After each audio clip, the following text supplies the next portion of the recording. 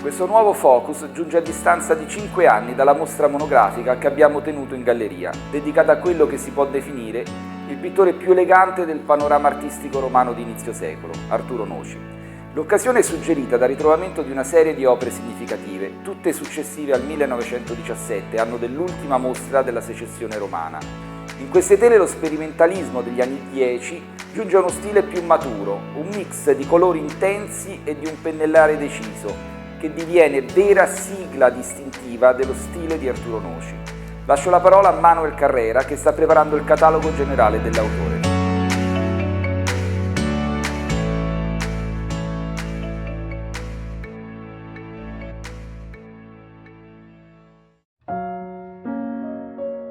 La figura di Arturo Noci è spesso messa in relazione al contesto della secessione romana, come dimostrano studi e mostre recenti. Tra l'altro ne è una prova anche la mostra su Gustav Klimt e la secessione in Italia, attualmente in corso a Palazzo Braschi, dove Noci è stato individuato dai curatori come uno degli esponenti di punta della secessione romana, insieme a Camillo Innocenti ed Enrico Lionne.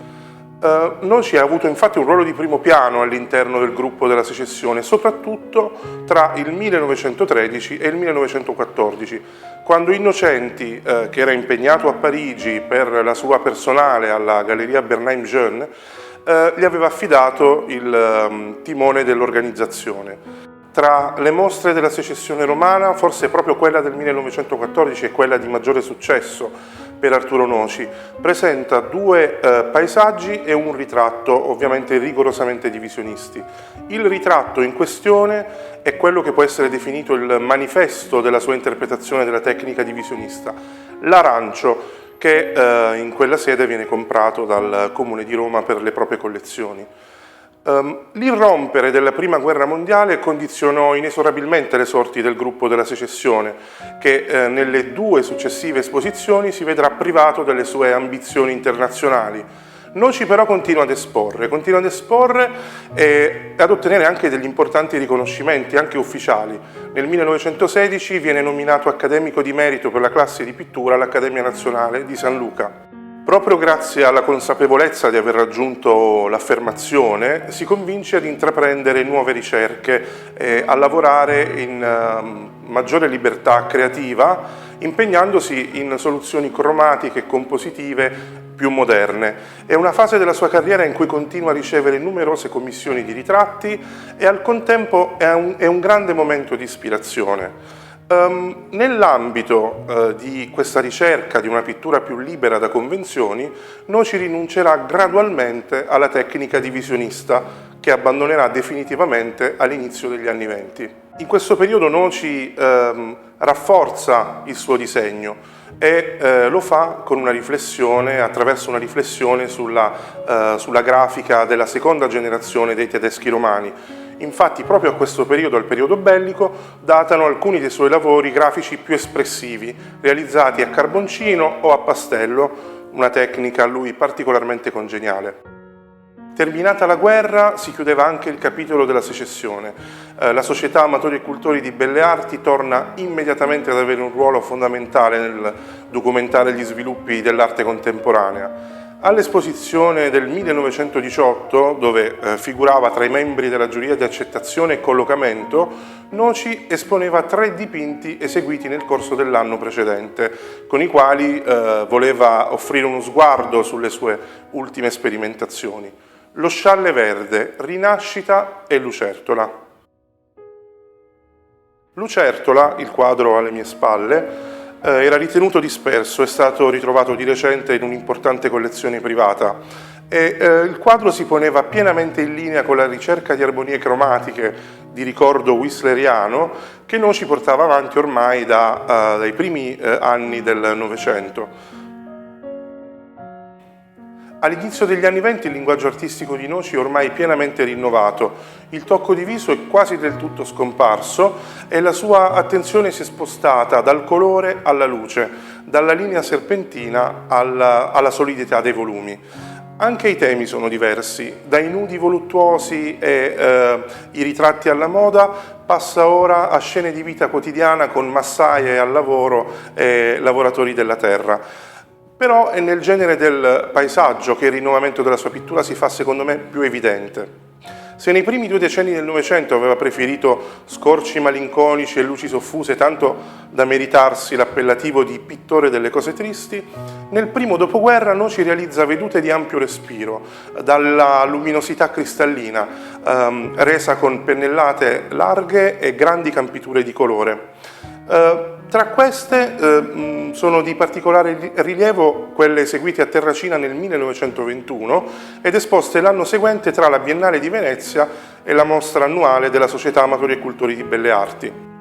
All'esposizione degli Amatori e Cultori del 1922 Noci espone 3 dipinti: la Fiumarella di Canneto, la Svolta e il ritratto di Aristide Montani, grande ufficiale e vicepresidente dell'Associazione Proprietari di Roma e Provincia, che lo ospitava nelle sue proprietà terracinesi durante i suoi frequenti soggiorni di vacanza. Anche nel ritratto borghese, a cui comunque continuava a dedicarsi con grande successo, Noci dava prova di una raggiunta maturità artistica.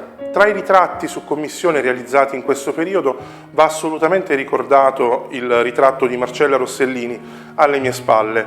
Marcella Rossellini era la sorella del regista Roberto Rossellini. L'opera è stata presentata alla Biennale di Venezia del 1922 insieme a 2 paesaggi terracinesi.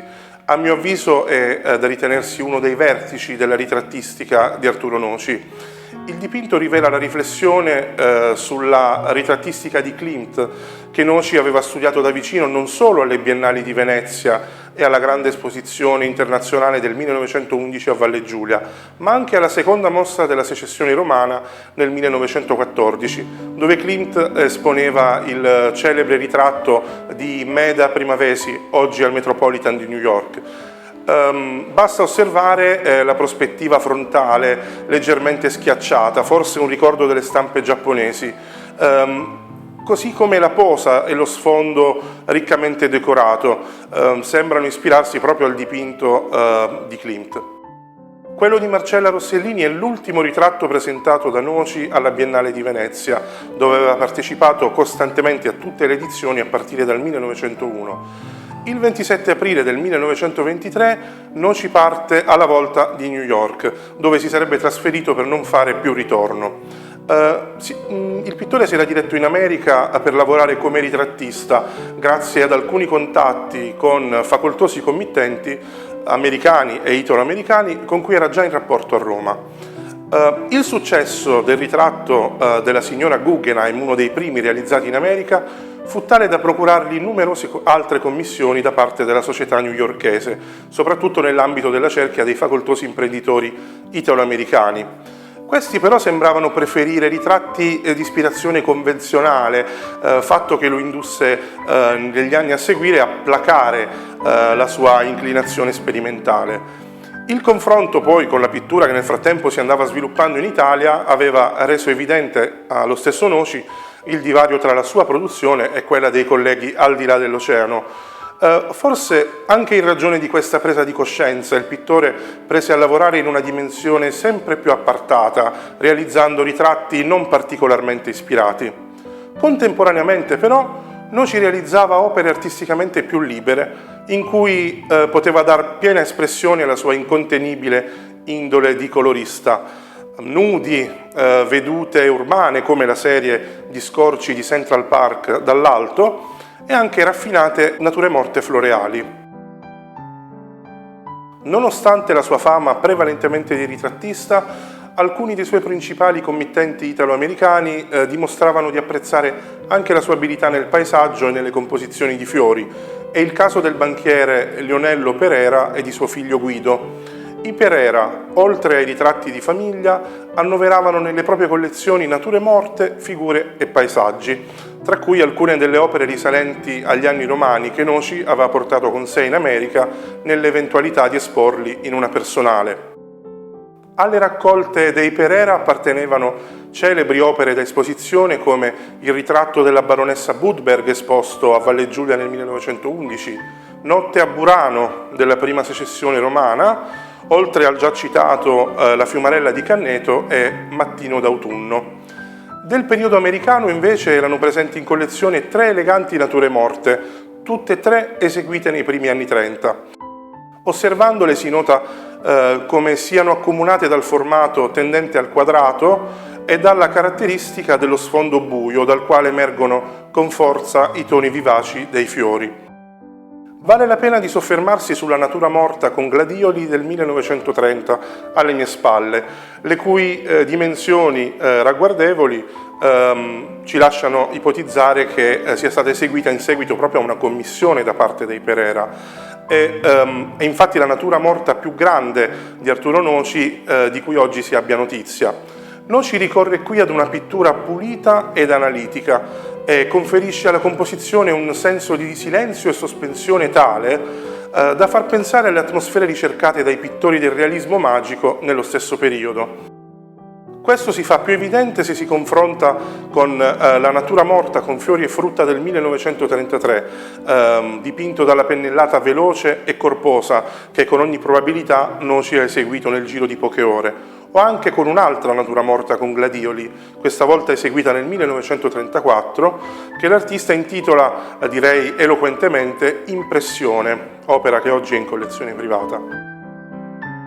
Noci continuò a lungo ad avere rapporti professionali ed amicizia con i Perera, fino alla fine della sua esistenza, come provano due dei suoi ultimi ritratti, ovvero quello di James Major e Shannon Holmes, rispettivamente cognato e figlia di Guido Perera, eseguiti tra il 1951 e il 1952.